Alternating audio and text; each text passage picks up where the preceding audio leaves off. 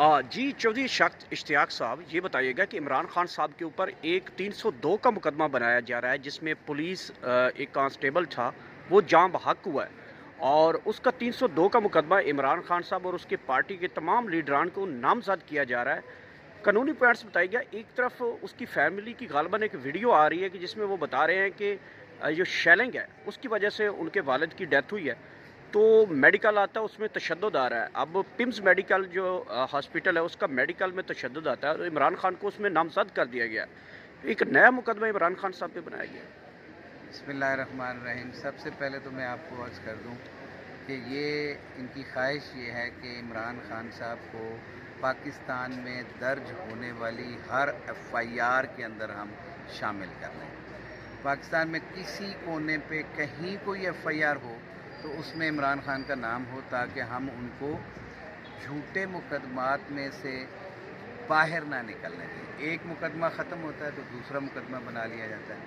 आपने इस्लामाबाद में जितनी एफआईआर हुई, आपने पंजाब में जितनी एफआईआर हुई, ये प्रोटेस्ट के ऊपर, उन तमाम को अगर आप पढ़ेंगे तो उनमें एक आधी से ज़्यादा स्टोरी जो है, वो जैसे कहता है ना स्टोरी टेलिंग, वो स्टोरी जो है वो ये लिखी जाती है कि इमरान खान साहब को मिलने की एक्सेस दी गई, जो कि सब झूठ है।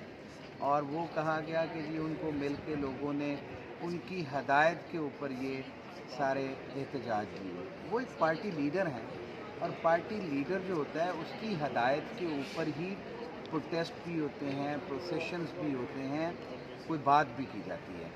अच्छा, ये बताइए, तो इससे पहले क्वेटा में भी एक जो है 302 का मुकदमा दर्ज किया गया था। एक मरतबा फिर इमरान खान से 302 का मुकदमा दर्ज कर दिया। इमरान खान बंदे मारता है। यही तो बताने लगा हूँ कि पूरी दुनिया के अंदर भी शायद इनका बस चले तो हर एफआईआर में डाल दें। पहले मैंने पूरे पाकिस्तान का कहा है। वो जो 302 का मुकदमा था आपके सामने, वो हवा में उड़ गया, ख़त्म हो गया। आज ये बेगुनाह लोगों को इन मुकदमात में आमिर मुग़ल का नाम उसमें डाल दिया, इमरान खान साहब का नाम डाल दिया, और बाकी लीडरान जो है उनका नाम डाले हैं। 109 की जो बेसिक तशरीह होती है वो ये होती है कि जी मैंने फ़लाँ वक्त पे फ़लाँ को कहते हुए सुना कि इसको मार दें। ऐसा कुछ नहीं है। 109 के इंग्रेडिएंट्स भी इमरान खान को इन मुकदमात में मुलव्वस करने से बाज़ और ममनू रखते हैं। अब जहाँ तक पर्चों में नाम देना, स्टेट मशीनरी जो है इस वक्त हाथों में खेल रही है। जो हुक्म आता है आका का, वो उसके मुताबिक उनको शामिल कर लेते हैं। मैं समझता हूँ कि ये तमाम झूठे, उनको खौफ क्या है? उन तमाम झूठे मुकदमात में से खान साहब की किसी में बेल हो गई, किसी में एक्विटल्स हो गई, किसी में सस्पेंशन हो गई हैं। खान साहब का बाहर आना इनके लिए अपनी मौत समझते हैं ये लोग, क्योंकि इनका जाना ठहर चुका है। इसलिए वो इस तरह के ओछे हथकंडे इस्तेमाल करते हुए ये झूठी एफआईआर्स के अंदर खान साहब का नाम डाल रहे हैं, ताकि जितनी देर हो सके ठीक है, हम उनको ठीक है। जेल में रखें। चौधरी इश्तियाक साहब, ये बताइएगा कि पॉइंट आपका आ गया। काजी फायज़ साहब ने किसी जगह पे कुछ बयान दिया है, उस बयान को कैसे समझेंगे? वो कहते हैं कि जिससे भलाई करो उसके शर से बचो। ये काजी साहब ने जुमला बोल दिया है। अब वो किसके साथ ये सुनाना चाहते हैं, किसके साथ उन्होंने भलाई की? अब शर कौन सा है, ये थोड़ा सा मुझे बताएं। पहले तो मैं बताऊं कि ये लीगल फ्रेटर्निटी जो है इसके ऊपर आज इसलिए शर्मिंदा है कि वो इसके रेफरेंस के ऊपर पूरी वकला कम्युनिटी के चंद हमारे सीनियर्स जो हैं वो शामिल हुए और इसको बचा दिया। आज उन्हीं को ये डस रहा है। इसने तो किसी के साथ ज़िंदगी में भलाई नहीं की है। इसके साथ इस काले कोट ने उस वक्त खड़े होकर भलाई की थी। इसने किसी के साथ भलाई नहीं की? इसने कभी किसी के साथ भलाई नहीं जो की मौजूदा है। हुकूमत है उनके लिए तो बड़ा सूटेबल है। मैं बताता हूँ। ये वक्ती फ़ायदे देखता है। इस वक्त एक्सटेंशन के लिए ये सहूलतकार बना था, जो हम कहते हैं कि ये भलाई नहीं की थी। इसने अपने मफाद के लिए सहूलतकारी की थी। मौजूदा हुकूमत की सहूलतकारी करके उनको सीटें भी दिलवाईं, उनको 2/3 मेजॉरिटी भी दिलवाई। फिर जब आईनी तरमीम की बारी आई तो आईनी तरमीम तो बढ़ गई।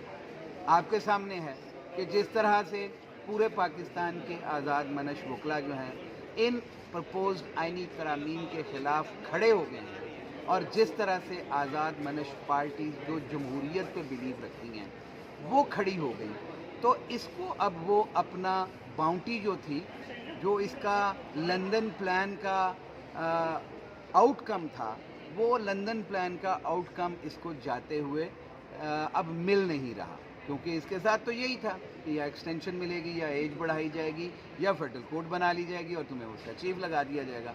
ये वो तीनों चीज़ें जो हैं अब फारिग हो चुकी हैं और जाते जाते अब ये कह रहा है कि जिसके साथ नेकी करो उसके शर से महफूज। हज़रत अली ने कहा था कि बद नस्ल के साथ, उसका मफहूम ये है कि बद नस्ल के साथ जब आप अच्छा करते हो तो आपके साथ बुरा होता है। इसने तो जैसे कहा ना, अपने फ़ायदे के लिए जो काम करना होता है वो अच्छा नहीं होता, बुरा होता है। अच्छा, अभी एक खबरें गर्दिश कर रही हैं, कल से असद तूर हैं, सहाफ़ी हैं, उन्होंने खबर दी है कि मंसूर अली शाह के आगे 4 बड़ी शराइत रखी गई कि आपको चीफ जस्टिस बना दिया जाता है।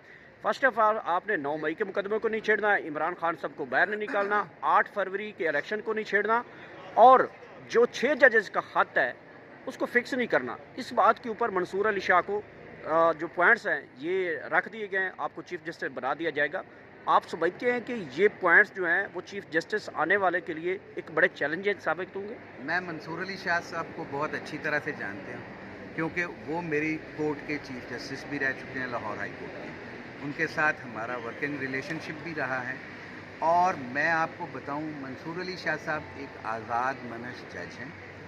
जब ये 6 जजेस वाला लेटर काजी फिक्स नहीं कर रहा था तो मंसूर अली शाह साहब ने ही उनको फिक्स करवाया था।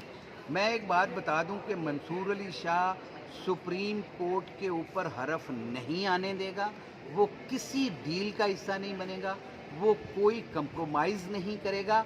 असद तूर साहब की ये जो जितनी भी शराइत उनके साथ सामने रखना बयान किया गया है, मैं समझता हूँ कि ये सुप्रीम कोर्ट का जनाजा निकालने के मुतरादिफ होगा और मंसूर अली शाह साहब अपनी जुडिशरी के साथ, अपने सुप्रीम कोर्ट के साथ जितने लॉयल हैं वो हाई कोर्ट में भी रहे और आज सुप्रीम कोर्ट में भी चीफ बनने जा रहे हैं। तो मैं समझता हूँ कि शाह साहब इससे पहले इससे पहले इश्तियाक साहब, काजी साहब के बारे में भी यही तसर था कि वो ऐसे होंगे। कभी ज़िंदगी में इस शख्स के बारे में ना कभी ये प्रेडिक्शन की थी। मैंने पहले भी ये कहा था कि ये खाइन है, ये बददियानत है, ये कभी भी आइन और कानून की बालादस्ती के लिए ये खड़ा नहीं होगा और वो साबित हुआ।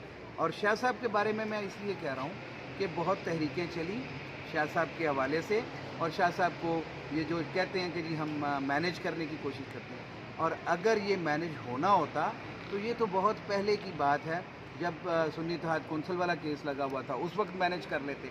ये पॉसिबल ही नहीं है कि शाह साहब जो हैं वो मैनेज होंगे। वो अदलिया की आज़ादी के लिए हर बड़ी से बड़ी कुर्बानी देने से दरेग नहीं करेंगे और वो दलेर आज़ाद मनश जज हैं। इंशाअल्लाह उल अज़ीज़ हाई कोर्ट्स और सुप्रीम कोर्ट के तकद्दुस में इजाफा होगा उनके अंदर। Thank you sir.